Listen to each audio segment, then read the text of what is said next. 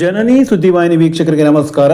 ಜನ್ಮಭೂಮಿಗೆ ಅಭಿನವ ಚಾರುಕೀರ್ತಿ ಶ್ರೀಗಳವರ ಮಂಗಲಪುರ ಪ್ರವೇಶ, ಗುರುವಂದನ, ದೇವರ ಪೂಜೆ, ಸೇವೆ ಮತ್ತು ದಾನಕ್ಕೆ ಅಪರಿಮಿತವಾದ ಫಲವಿದೆ. ಶ್ರೀಗಳವರ ಆಶೀರ್ವಚನ. ವಿಶೇಷದೊಂದಿಗೆ ನಾನು ರಮೇಶ್ ಹೆಗಡೆ, ಗುಂಡುಮನೆ. ಭಗವಂತನ ಪೂಜೆ, ಸೇವೆ ಹಾಗೂ ದಾನಕ್ಕೆ ಅಪರಿಮಿತವಾದ ಫಲವಿದೆ. ಇದಕ್ಕೆ ನಾವೇ ಸಾಕ್ಷಿ.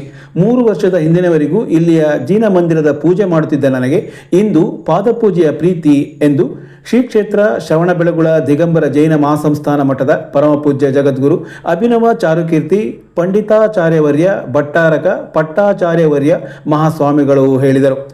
ಶ್ರೀ ಸರ್ವತೋಭದ್ರ ಜೈನ ಸಮಾಜದ ವತಿಯಿಂದ ಬುಧವಾರ ಸಾಗರದಲ್ಲಿ ನಡೆದ ಮಂಗಲಪುರ ಪ್ರವೇಶ ಗುರುವಂದನಾ ಕಾರ್ಯಕ್ರಮದ ಧರ್ಮಸಭೆಯ ದಿವ್ಯ ಸಾನ್ನಿಧ್ಯ ವಹಿಸಿ ಅವರು ಆಶೀರ್ವಚನ ನೀಡುತ್ತಿದ್ದರು. ವ್ಯಾಮೋಹ ಇಲ್ಲದ ನಮಗೆ ಜನ್ಮಭೂಮಿಯಲ್ಲಿ ಬಂದು ನಿಂತಾಗ ಕಣ್ಣು ತುಂಬಿ ಬಂತು ಎಂದ ಅವರು, ಪೂಜೆ ಮತ್ತು ದಾನದ ಕುರಿತು ಎಲ್ಲರೂ ತಿಳಿಯಬೇಕು ಎಂದರು. ನಮಗಾಗಿ ನಾವು ಬದುಕಿದರೆ ಸಮಾಜ ನಮ್ಮನ್ನು ಮರೆಯುತ್ತದೆ. ಸಮಾಜಕ್ಕಾಗಿ, ಪರೋಪಕಾರಕ್ಕಾಗಿ ಬದುಕಿದರೆ ಈ ಭೂಮಿ ಇರುವವರಿಗೂ ಸಮಾಜ ನೆನಪಿಸಲಿದೆ. ಇದಕ್ಕೆ ಭಗವಂತ ರಾಮ ಕೃಷ್ಣರೇ ಉದಾಹರಣೆ ಎಂದ ಅವರು ಸಾಗರದ ಊರಿನ ಕುರಿತು ಅಭಿಮಾನದಿಂದ ಮಾತನಾಡಿದರು. ಶ್ರೀ ಕ್ಷೇತ್ರ ಹುಂಬುಜ ಮಠದ ಜಗದ್ಗುರು ಡಾಕ್ಟರ್ ದೇವೇಂದ್ರ ಕೀರ್ತಿ ಭಟ್ಟಾರಕ ಪಟ್ಟಾಚಾರ್ಯವರ್ಯ ಸ್ವಾಮಿಗಳು ಹಾಗೂ ಸೋಂದಾ ಮಠದ ಶ್ರೀಗಳವರು ಆಶೀರ್ವಚನ ನೀಡಿದರು. ಶಾಸಕರಾದ ಬೇಲೂರು ಗೋಪಾಲಕೃಷ್ಣ, ಮಾಜಿ ಸಚಿವ ಹರ್ತಾಳು ಹಾಲಪ್ಪ, ವಡನಬೈಲು ಧರ್ಮದರ್ಶಿ ವೀರರಾಜಯ್ಯ ಜೈನ್, ಲೋಕಾಯುಕ್ತ ಡಿವೈಎಸ್ಪಿ ವೀರೇಂದ್ರ ಕುಮಾರ್, ಪದ್ಮಶ್ರೀ ಮಹಿಳಾ ಸಮಾಜದ ಅಧ್ಯಕ್ಷೆ ಚಂದ್ರಕಲಾ ಜೈನ್, ಶ್ವೇತಾಂಬರ ಜೈನ ಸಮಾಜದ ಅಧ್ಯಕ್ಷ ಛಗನ್ಲಾಲ್ ಕುಮದ, ಜ್ಯೋತಿ ಜೈನ್ ಮತ್ತಿತರರು ಈ ಸಂದರ್ಭ ಹಾಜರಿದ್ದರು. ಶ್ರೀ ಸರ್ವತೋಮುಖ ಜೈನ ಸಮಾಜದ ಅಧ್ಯಕ್ಷ ಗಜೇಂದ್ರ ಜೈನ್ ಅಧ್ಯಕ್ಷತೆ ವಹಿಸಿದ್ದರು.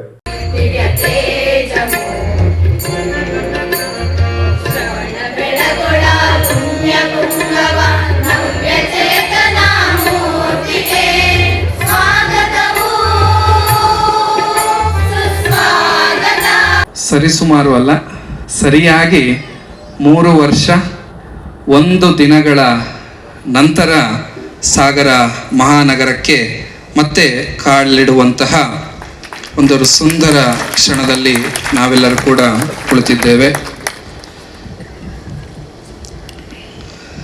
ನಮಗೆ ಬಾಲ್ಯದಿಂದಲೂ ಕೂಡ ತಂದೆ ತಾಯಿ ಪರಿವಾರ ಅಥವಾ ಊರು ಹುಟ್ಟೂರ ಮೇಲೆ ಅಷ್ಟು ವ್ಯಾಮೋಹ ಇಲ್ಲ, ಕಡಿಮೆ. ಆದರೂ ಕೂಡ ಈ ಸಂದರ್ಭದಲ್ಲಿ ತಮ್ಮೆಲ್ಲರ ಒಂದು ಪ್ರೀತಿ, ತಾವು ತೋರಿಸಿದಂತಹ ಗೌರವ, ಆ ಮಾಡಿದಂತಹ ಪುರಪ್ರವೇಶ ರಥ ಈ ಬಸದಿಯ ಮುಖ್ಯ ದ್ವಾರದ ಎದುರು ಬಂದು ನಿಂತ ತಕ್ಷಣ ಕಣ್ಣ ತುಂಬ ನೀರು ತುಂಬಿಕೊಳ್ಳುವಂತಹ ಒಂದು ಸಂದರ್ಭ. ಆ ಜನ್ಮಭೂಮಿಯ ಮೇಲೆ ವ್ಯಾಮೋಹ ಇಲ್ಲದ ಅಂತಹ ಒಂದು ತ್ಯಾಗ ಮನಸ್ಸು ಕೂಡ ಈ ದಿನ ತಮ್ಮೆಲ್ಲರ ಪ್ರೀತಿಗೆ ಕರಗಿ ಈ ದಿನ ಈ ಭೂಮಿ ಮೇಲೆ ಕಣ್ಣೀರು ಬೀಳುವಂತಹ ಒಂದು ಸಂದರ್ಭ ಒದಗಿ ಬಂತು. ಹಾಗೆ ಹಿಂದೆ ಇದೇ ಸಾಗರ ಊರಿನಲ್ಲ, ಇದೇ ಜಾಗದಲ್ಲಿ ಏನು ಕಟ್ಟಡ ಇದೆ, ಇದೇ ಕಟ್ಟಡದ ಸ್ಥಳದಲ್ಲಿ, ಈ ಕಟ್ಟಡ ಅಲ್ಲ, ಇದಕ್ಕಿಂತ ಹಿಂದೆ ಇಲ್ಲೊಂದು ಹಂಚಿನ ಪ್ರಾಚೀನ ಕಟ್ಟಡ ಇತ್ತು. ಅದೇ ಸ್ಥಳದಲ್ಲಿ ಜನ್ಮವನ್ನು ಪಡೆದಿದ್ವಿ. ಹಾಗೆ ಬಾಲ್ಯದಿಂದಲೂ ಕೂಡ ಇದೇ ಜಿನ ಮಂದಿರದ ಪೂಜೆಯನ್ನು ಮಾಡಿಕೊಂಡು ನೂತನ ಮಂದಿರ ಆದಮೇಲೆ ಪ್ರತಿದಿನ ಆ ಜಿನ ಭಗವಂತರ ಅಭಿಷೇಕವನ್ನು, ಮೇಯಲ್ಲಿ ಪಂಚಕಲ್ಯಾಣ ಆಯಿತು, ನವೆಂಬರ್ವರೆಗೆ ಪ್ರತಿದಿನ ಅಥವಾ ಸಮಯ ಸಿಕ್ಕಾಗ ಜಿನ ಮಂದಿರದ ಪೂಜೆಗೆ ತಂದೆಯವರ ಸಹಾಯಕ್ಕಾಗಿ ಪ್ರತಿನಿತ್ಯ ಆ ಬಸದಿಗೆ ಬರ್ತಕ್ಕಂತಹ ಸಂದರ್ಭದಲ್ಲಿ ಆ ಬಸದಿಯ ಮುಂಭಾಗದಲ್ಲಿ ನಮ್ಮ ಕಾಲಿಗೆ ನಾವೇ ನೀರು ಹಾಕ್ಕೊಂಡು ಕಾಲು ತೊಳೆದುಕೊಂಡು ಒಳಗೆ ಹೋಗಿ ಭಗವಂತರ ಪೂಜೆಯನ್ನು, ಅಭಿಷೇಕವನ್ನು ಮಾಡುವಂತಹ ಸಂದರ್ಭಗಳು ಇದ್ದಂಥದ್ದು. ಆದರೆ ಅದೇ 3 ವರ್ಷಗಳ ನಂತರ ಅದೇ ಸ್ಥಳದಲ್ಲಿ ಸಾವಿರಾರು ಮಂದಿಗಳ ಉಪಸ್ಥಿತಿಯಲ್ಲಿ ಅದೇ ಸ್ಥಳದಲ್ಲಿ ಕಾಲು ತೊಳೆಯೋದಲ್ಲ, ಪಾದಪೂಜೆ ಅನ್ನುವಂತಹ ಸಂದರ್ಭ. ಎರಡು ಕೂಡ ಒಂದೇ. ಅದಕ್ಕೆ ಕಾಲು ತೊಳೆಯೋದು ಅಂತ ಹೇಳ್ತೀವಿ, ಇದಕ್ಕೆ ಪಾದಪೂಜೆ ಅಂತ ಹೇಳ್ತೀವಿ. ಹಾಗೆ 3 ವರ್ಷಗಳ ಹಿಂದೆ ಅದೇ ಸ್ಥಳದಲ್ಲಿ ಕಾಲಿಗೆ ನೀರು ಹಾಕ್ಕೊಂಡು ಕಾಲು ತೊಳ್ಕೊಂಡು ಒಳಗೆ ಹೋಗ್ತಿದ್ವಿ. ಈ ಸಂದರ್ಭದಲ್ಲಿ 3 ವರ್ಷಗಳ ನಂತರ ಸಾವಿರಾರು ಜನಗಳು ಸೇರಿ ತಾವೆಲ್ಲರೂ ಕೂಡ ಪ್ರೀತಿಯಿಂದ ಈ ದಿನ ಅದೇ ಸ್ಥಳದಲ್ಲಿ ಪಾದಪೂಜೆ ಮಾಡಬೇಕಾದ್ರೆ ಕಣ್ಣ ತುಂಬಿ ಒಂದು ನೊಂದಂತಹ, ಬೇಸರಗೊಂಡಂತಹ, ಸಂತೋಷ ಪಟ್ಟಂತಹ ಕ್ಷಣಗಳು. ಈ ಎಲ್ಲವೂ ಕೂಡ ಯಾಕೆ ಸಾಧ್ಯ ಆಯಿತು ಅಂತಂದರೆ, ಯಾಕೆ ಸಾಧ್ಯ ಆಯಿತು? ಕಾಲು ತೊಳೆದು ಒಳಗೆ ಹೋಗಿ ಭಗವಂತರ ತಲೆಯ ಮೇಲೆ ನೀರು ಹಾಕಿದ್ದಕ್ಕೋಸ್ಕರ ಎಲ್ಲವೂ ಕೂಡ ಸಾಧ್ಯವಾಗಿರ್ತಕ್ಕಂಥದ್ದು ಆ ದೇವರ ಪೂಜೆಯನ್ನ ಮಾಡಿದಕ್ಕೋಸ್ಕರ, ಆ ದೇವರ ಸೇವೆಯನ್ನ ಮಾಡಿದಕ್ಕೋಸ್ಕರ, ಆ ದೇವರ ಅಭಿಷೇಕವನ್ನ, ಪೂಜೆಯನ್ನ, ಸೇವೆಯನ್ನ ಮಾಡಿದಕ್ಕೋಸ್ಕರ ಮುಖ್ಯ ಕರ್ತವ್ಯ ದಾನ ಮತ್ತೆ ಪೂಜೆ ಅಂತಕ್ಕಂಥದ್ದು.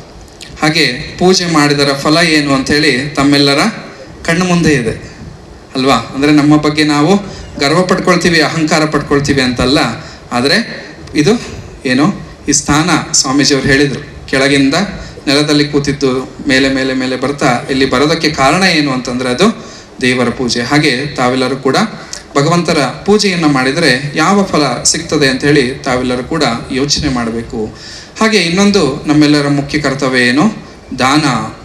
ಯಾರಿಗೆ ಇಲ್ಲದವರಿಗೆ ದಾನವನ್ನು ಮಾಡ್ತಕ್ಕಂಥದ್ದು, ಕೊಡುವಂಥದ್ದು, ಪರೋಪಕಾರ ಮಾಡ್ತಕ್ಕಂಥದ್ದು. ಪರೋಪಕಾರ ನಮ್ಮ ಜೈನ ಧರ್ಮದ ಒಂದು ಲಾಂಛನ ಇದೆ. ಏನಿದೆ? ತ್ರಿಲೋಕ ಚಿಹ್ನೆ. ಅದರ ಕೆಳಗೆ ಏನಿರ್ತದೆ? ಪರಸ್ಪರೋಪಗ್ರಹೋ ಜೀವಾನಾಂ ಅಂತಂದರೆ ನಾವು ಎಲ್ಲ ಜೀವಿಗಳು ಪರಸ್ಪರವಾಗಿ ಮೈತ್ರಿ ಭಾವದಿಂದ ಇರಬೇಕು. ಹಾಗೆ ಪರಸ್ಪರ ಅವರಿಗೆ ನಾವು ಉಪಕಾರವನ್ನು ಮಾಡಬೇಕು, ಅವರು ನಮಗೆ ಉಪಕಾರ ಮಾಡುವಂಥದ್ದೇ ಜೀವನ ಅಂತೇಳಿ ಹೇಳ್ತಾರೆ. ಹಾಗೆ ದಾನವನ್ನು ಕೊಡ್ತಕ್ಕಂಥದ್ದು, ಪರೋಪಕಾರವನ್ನು ಮಾಡ್ತಕ್ಕಂಥದ್ದು ನಮ್ಮೆಲ್ಲ ಶ್ರಾವಕರ ಒಂದು ಮುಖ್ಯ ಕರ್ತವ್ಯ ಅಂಥೇಳಿ ಹೇಳಲಾಗ್ತದೆ. ನಂತರ ವರ್ಷಗಳ ಹಿಂದೆ ಹೋದಂತಹ ರಾಮ ಇಷ್ಟು ಜನಗಳಿಗೆ ಗೊತ್ತಿದೆ, ಕೃಷ್ಣ ಎಷ್ಟು ಜನರಿಗೆ ಗೊತ್ತಿದ್ದಾರೆ, ಇಷ್ಟು ಜನಗಳಿಗೆ ಗೊತ್ತಿದ್ದಾರೆ. ಎಷ್ಟು ನಿಮ್ಮ ಅಜ್ಜನ ಮುತ್ತಜ್ಜನ ಯಾರವರು? ರಾಮಕೃಷ್ಣ. ಭಗವಾನ್ ಮಹಾವೀರರು ಎಷ್ಟು ಜನಕ್ಕೆ ಗೊತ್ತಿದ್ದಾರೆ? 2300 ವರ್ಷಗಳ ಹಿಂದೆ. ನಾವಿಲ್ಲಿ 100 ವರ್ಷದ ಹಿಂದೆ ಅಂತ ಕೇಳಿದ್ರೆ ನಿಮಗೆ ಗೊತ್ತಿಲ್ಲ. ಯಾಕೆ ಅವರ ಹೆಸರುಗಳು ಗೊತ್ತಿದೆ? ನಿಮ್ಮ ಅಜ್ಜ ಮುತ್ತಜ್ಜ ಅವರ ಅಜ್ಜನ ಹೆಸರು ಗೊತ್ತಿಲ್ಲ ಅಂತಂದ್ರೆ ಏನು? ಅವರುಗಳ ಉಪಕಾರ ಸಮಾಜಕ್ಕಾಗಲಿ ಅಂಥದ್ದು ಇರಲಿಲ್ಲ ಅಂಥೇಳಿ. ಹಾಗೆ ಯಾವತ್ತೂ ಕೂಡ ನಾವು ಬದುಕಿದರೆ, ನಮಗೋಸ್ಕರ ನಾವು ಬದುಕಿದರೆ ಸಮಾಜ ನಮ್ಮನ್ನು ನಿರ್ದಾಕ್ಷಿಣ್ಯವಾಗಿ ಮರೆತು ಬಿಡ್ತದೆ. ಆದರೆ ಪರರಿಗೋಸ್ಕರ ಬದುಕಿದರೆ ಕೋಟ್ಯಾಂತರ ವರ್ಷದವರೆಗೂ ಕೂಡ ನಮ್ಮನ್ನು ಸಮಾಜ ನೆನ್ಪಿಡ್ತದೆ ಅಂತ ಹೇಳಿ. ಅದಕ್ಕೋಸ್ಕರ ನಾವೇನು ಮಾಡಬೇಕು? ಪರೋಪಕಾರ ಮಾಡಬೇಕು, ದಾನ ಧರ್ಮವನ್ನು ಮಾಡಬೇಕು. ಈ ಸಾಗರ ಧರ್ಮ ಸಹಿಷ್ಣುತೆಗೆ ಒಂದು ದೊಡ್ಡ ಉದಾಹರಣೆ ಅಂತ ಹೇಳಿ ನಾವು ಈ ಸಂದರ್ಭದಲ್ಲಿ ಸ್ಮರಿಸ್ಬೋದು. ಹಾಗೆ ಅದೇ ರೀತಿಯಾಗಿ ಸಾಗರ ಇನ್ನೊಂದಕ್ಕೆ ಪ್ರಸಿದ್ಧಿಯನ್ನು ಹೊಂದಿದೆ. ಯಾಕೆ ಅಂತಂದ್ರೆ, ಒಂದು ನಗರ ನಿರ್ಮಾಣವನ್ನು ಹೇಗೆ ಮಾಡಬೇಕು ಅಂತ ಹೇಳಿ ನಾವು ಸಾಗರವನ್ನು ನೋಡಿ ಕಲಿಬೋದು. ಯಾಕಂತಂದ್ರೆ ಇಲ್ಲಿನ ಪೂರ್ವಜರು ಇದೇ ಪಕ್ಕದಲ್ಲಿ ಬ್ರಾಸಂ ಸಮುದಾಯ ಭವನ, ಬ್ರಾಹ್ಮಣರಿಗೋಸ್ಕರ ಬ್ರಾಸಂ ಆ ಜಾಗವನ್ನು ಕೊಟ್ಟರು, ಜೈನರಿಗೋಸ್ಕರ ಈ ಜಾಗವನ್ನು ಕೊಟ್ಟರು, ವೀರಶೈವ ಲಿಂಗಾಯತರಿಗೋಸ್ಕರ ಪಕ್ಕದ ಜಾಗವನ್ನು ಕೊಟ್ಟರು, ಅದರ ಪಕ್ಕದಲ್ಲಿ ಕ್ರೈಸ್ತರಿಗೆ ಕೊಟ್ಟರು, ಅದರ ಹಿಂಭಾಗದಲ್ಲಿ ಮುಸಲ್ಮಾನರಿಗೆ ಕೊಟ್ಟರು. ಹಾಗೆ ಒಂದು ನಗರ ನಿರ್ಮಾಣವನ್ನು ಹೇಗೆ ಮಾಡಬೇಕು ಅಂತಕ್ಕಂಥದ್ದ ನಾವು ಸಾಗರವನ್ನು ನೋಡಿ ಕಲಿಬೇಕು ಅಂಥೇಳಿ ಈ ಸಂದರ್ಭದಲ್ಲಿ ನಾವೆಲ್ಲ ಕೂಡ ಸ್ಮರಿಸ್ಕೊಳ್ಬೋದು. ಹಾಗೆ ಸಾಗರದ ಇನ್ನೊಂದು ಕೊಡುಗೆಯನ್ನು ಸ್ವಾಮೀಜಿಯವರು ಬಹಳ ವಿಶೇಷವಾಗಿ ವರ್ಣನೆಯನ್ನು ಮಾಡಿದರು. ಈ ಸಾಗರ ಎಷ್ಟು ವಿಶೇಷ ನೋಡಿ. ನಮ್ಮ ಹಿಂದಿನ ಸ್ವಾಮಿಗಳು ಕರ್ಮಯೋಗಿ ಚಾರುಕೀರ್ತಿ ಭಟ್ಟಾರಕ ಸ್ವಾಮಿಗಳು, ಅವರ ಗುರುಗಳು ಭಟ್ಟಾಕಲಂಕ ಚಾರುಕೀರ್ತಿ ಸ್ವಾಮೀಜಿಯವರು. ಅವರು ಸೋಂದದಲ್ಲಿ ಮುಂಚೆ ಸ್ವಾಮೀಜಿಗಳಾಗಿ ಅಲ್ಲಿಂದ ಬೆಳಗೊಳಕ್ಕೆ ಬಂದು ಪಟ್ಟವನ್ನು ಪಡೆದಂಥವರು ನಮ್ಮ ಅಜ್ಜ ಗುರುಗಳು, ನಮ್ಮ ಗುರುಗಳು ಭಟ್ಟಾಕಲಂಕ ಚಾರುಕೀರ್ತಿ ಸ್ವಾಮೀಜಿಯವರು ಕೂಡ ಸಾಗರ ತಾಲೂಕಿಗೆ ಸೇರಿದಂಥವ್ರು. ಹಾಗೆ ಈಗಿನ ಕನಕಗಿರಿಯ ಭಟ್ಟಾರಕರು ಕೂಡ ಸಾಗರ ತಾಲೂಕಿಗೆ ಸೇರಿದವರು, ಕಂಬದಹಳ್ಳಿ ಸ್ವಾಮೀಜಿಯವರು ಕೂಡ ಸಾಗರಕ್ಕೆ ಸೇರಿದವರು, ಹಾಗೆ ನಾವು ಕೂಡ ಸಾಗರ ಈ ನಗರಕ್ಕೆ ಸೇರಿದವರು. ಹಾಗೆ ಈ ಒಂದೇ ಒಂದು ಶತಮಾನದಲ್ಲಿ 4 ಸಾಧುಗಳನ್ನು ಈ ಸಮಾಜದ ಉದ್ಧಾರಕ್ಕಾಗಿ, ಸಮಾಜದ ಮಾರ್ಗದರ್ಶನಕ್ಕಾಗಿ ಕೊಟ್ಟಂತಹ ಒಂದು ಏಕೈಕ ನಗರ ಅಂತಂದರೆ ಅದು ಸಾಗರ ಮಹಾನಗರ ಅಂಥೇಳಿ ನಾವು ಈ ಸಂದರ್ಭದಲ್ಲಿ ನೆನೆಸ್ಕೊಳ್ಬೋದು. ಅದೇ ರೀತಿಯಾಗಿ ಈ ಸಾಗರ ಮಹಾನಗರವನ್ನು ನಿರ್ಮಾಣ ಮಾಡಿದಂತಹ ಕೆಳದಿಯ ಅರಸರುಗಳಿರ್ಬೋದು, ಹಾಗೆ ಈ ನಗರದ ಮಹಾನ್ ಮುಖಂಡರಿರ್ಬೋದು, ರಾಜಕೀಯ ಮುಖಂಡರುಗಳಿರ್ಬೋದು, ಹಾಗೆ ಇನ್ನೂ ಹಲವಾರು ಮಹನೀಯರಿರ್ಬೋದು. ಹಾಗೆ ಈ ಸಾಗರದ ಅಭಿವೃದ್ಧಿಗಾಗಿ ಶ್ರಮಿಸಿದಂತಹ ಎಲ್ಲರನ್ನು ಕೂಡ ನಾವೆಲ್ಲರೂ ಕೂಡ ಈ ಸಂದರ್ಭದಲ್ಲಿ ಸ್ಮರಿಸಬೇಕಾಗ್ತದೆ, ಎಲ್ಲರನ್ನು ಕೂಡ ಗೌರವಿಸಬೇಕು. ಸಂಯಮ ಅಂತಕ್ಕಂಥದ್ದು ವ್ಯಕ್ತಿಯನ್ನ ಉತ್ತುಂಗಕ್ಕೆ ಇರಿಸ್ತಾರೆ. ಯಾವಾಗ ನಮ್ಮ ಮನಸ್ಸಿನ ಮೇಲೆ ನಾವು ಹತೋಟಿಯನ್ನು ಸಾಧಿಸ್ತೀವಿ, ಹಾಗೆ ಧರ್ಮದ ರಕ್ಷಣೆ ಮಾಡಲಿಕ್ಕೆ ಸಂಕಲ್ಪವನ್ನು ಮಾಡ್ಕೋತೀವಿ, ನಮ್ಮ ಆತ್ಮನ ಉನ್ನತೀಕರಣದ ಬಗ್ಗೆ ನಾವು ಚಿಂತನೆ ಮಾಡ್ಕೋತೀವಿ, ಹಾಗೆ ಸಮಾಜ ಕಲ್ಯಾಣದ ಬಗ್ಗೆ ಯೋಚನೆಯನ್ನು ಮಾಡ್ತಾ ಹೋಗ್ತೀವಿ, ಅವಾಗ ನಮ್ಮ ಗುಣಗಳು ಉತ್ತುಂಗಕ್ಕೆ ಏರ್ತಾ ಹೋಗ್ತವೆ. ಹಾಗೆ ನಾವು ಕೂಡ ಉನ್ನತ ಆಸನದಲ್ಲಿ ಕುಳಿತುಕೊಳ್ತಾ ಹೋಗ್ತಾ ಇರ್ತೀವಿ. ಎಲ್ಲ ವ್ಯಕ್ತಿತ್ವದ ಹಿಂದೆ ಒಂದೊಂದು ಹಿನ್ನೆಲೆಗಳಿರ್ತವೆ. 2022 ಮೇ ತಿಂಗಳಿನಲ್ಲಿ ಈ ಬಸದಿಯ ಒಂದು ನಿರ್ಮಾಣದ ಜೊತೆಗೆ ಪಂಚಕಲ್ಯಾಣ ಕಾರ್ಯಕ್ರಮ ಆಯಿತು. ಆ ಭಗವಂತನ ಒಂದು ಮಹಾ ಮಹೋತ್ಸವ ಮಾಡಿದ ಒಂದು ವಿಶೇಷ ಅತಿಶಯ ಪುಣ್ಯ ಅಂತ ಹೇಳಿದ್ರು ತಪ್ಪಾಗಲಿಕ್ಕಿಲ್ಲ.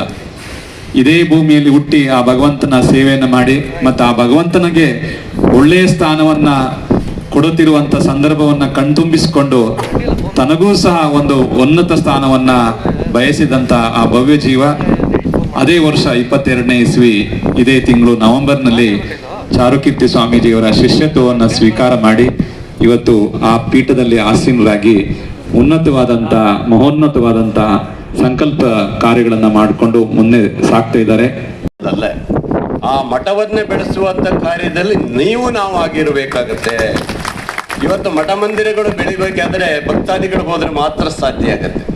ಇಲ್ಲ ಅಂದ್ರೆ ಆ ಮಠ ಬೆಳೆಸಲಿಕ್ಕೆ ಸಾಧ್ಯ ಆಗಲ್ಲ. ಇಲ್ಲ ನಾವು ಸರ್ಕಾರದಲ್ಲಿ ಕೊಟ್ಟು ಹೆಚ್ಚಿನ ಅನುದಾನ ಕೊಟ್ಟು ಆ ಸಂಸ್ಥೆಯನ್ನು ಬೆಳೆಸಲಿಕ್ಕೆ ಆಗಬೇಕಾಗುತ್ತೆ. ಹಾಗಾಗಿ ಸಮಾಜದ ವ್ಯಕ್ತಿಗಳು ಯಾರ್ಯಾರು ತಾವು ಇದ್ದೀರಿ. ಇವತ್ತು ಜೈನ ಸಮಾಜ ಸಾಗರದಲ್ಲಿ ಪುಟ್ಟ ಸಮಾಜ ಆದರೂ ಸಹ, ಇವತ್ತು ಹಿಂದೆ ಬಹಳ ಬಡತನದಲ್ಲಿ ಇದ್ರು ಸಹ ಇವತ್ತು ಆರ್ಥಿಕ ಮಟ್ಟವಾಗಿ ಇವತ್ತು ಜೈನ ಸಮಾಜ ಉತ್ತಮ ರೀತಿಯಲ್ಲಿ ನೀವು ಬೆಳ್ಕೊಂಡು ಬಂದಂತ ಸಂದರ್ಭದಲ್ಲಿ ಧಾರ್ಮಿಕ ಕ್ಷೇತ್ರಗಳಿಗೆ ನಂದಷ್ಟು ಪಾಲಿದೆ ಅಂತ ಹೇಳಿ ಆ ಪೀಠವನ್ನು ಎತ್ತರಕ್ಕೆ ಬೆಳೆಸುವಂತ ಕೆಲಸದಲ್ಲಿ ನಾವೆಲ್ಲರೂ ಭಾಗಿಯಾದಾಗ ಆ ಖುಷಿನೇ ಬೇರೆ ಇರುತ್ತೆ.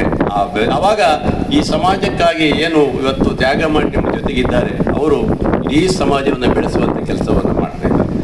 ಹೇಗೆ ಪಾಲಿಸಬೇಕು, ಹಿಂಸೆಯನ್ನು ತ್ಯಜಿಸಬೇಕು ಅನ್ನೋದನ್ನ ನೀತಿಯನ್ನ ಈ ಧರ್ಮದಲ್ಲಿ ಹೇಳಿದ್ದಾರೆ. ಅದು ನಮಗೆಲ್ಲ ನೀತಿ ಆಗಲಿ ಅಂತೇಳಿ ಹೇಳ್ತಾ, ಇನ್ನು ಬೆಳಿಬೇಕು, ಸಂಸ್ಥೆ ಬೆಳಿಬೇಕು, ಮಠಗಳು ಬೆಳಿಬೇಕು. ಹಿಂದೆಲ್ಲ ರಾಜ ಮಹಾರಾಜರು ಆಶ್ರಯ ಇರ್ತಿತ್ತು, ಆಶ್ರಯ ಕೊಡ್ತಿದ್ರು. ಧರ್ಮ ಮೇಲಿರಬೇಕು, ಧರ್ಮಸತ್ತೆ ಮತ್ತು ರಾಜಸತ್ತೆ ಅಂದ್ರೆ ಕೆಳಗಿರ್ಬೇಕು ಸ್ವಲ್ಪ. ಧರ್ಮ ಹೇಳಿದ್ದನ್ನ ಸರ್ಕಾರ ಮಾಡಬೇಕು. ಹೀಗೆ ಒಂದು ನೀತಿ ಇತ್ತು ಭಾರತಖಂಡದಲ್ಲಿ. ಈಗಲೂ ಕೂಡ ತಮ್ಮೆಲ್ಲರ ಮಾರ್ಗದರ್ಶನ ಸರ್ಕಾರಗಳಿಗಿರಲಿ. ಸರ್ಕಾರಗಳು ಧರ್ಮವನ್ನು ಬೆಳೆಸಲಿಕ್ಕೆ, ಮಠಗಳನ್ನು ಬೆಳೆಸಲಿಕ್ಕೆ, ಸಾಮಾಜಿಕ ಕೆಲಸಗಳನ್ನು ಬೆಳೆಸಲಿಕ್ಕೆ ಸಹಕಾರ ಕೊಡಬೇಕು ಅಂತೇಳಿ ವಿನಂತಿ ಮಾಡ್ತಾ ನಮಸ್ಕಾರ.